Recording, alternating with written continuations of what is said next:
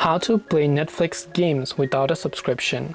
So you might have known recently that Netflix has recently updated their tab with a Netflix game option, which will require you to have a Netflix account to play this game. So if you go to games option and let's say you want to use a certain game, you tap on the get game and you tap on this option, you can install the game, right? So even if you don't have a Netflix account, if you search for Netflix developer and go to their page from other Play Store, you can find all the games that you have. However, it will require you to have a Netflix account to sign in and select your profile to play that game. So unfortunately, there is no way that you can play games on Netflix without a subscription. You will definitely need a subscription to play Netflix games because Netflix offers over 80 exclusive ad-free mobile games that are available on Android and iOS devices, and you can download the games from a preferred app store. But to log in and begin using them, you will need to have a Netflix subscription, unfortunately. I hope that this video helped you at least answer your question in a truthful way.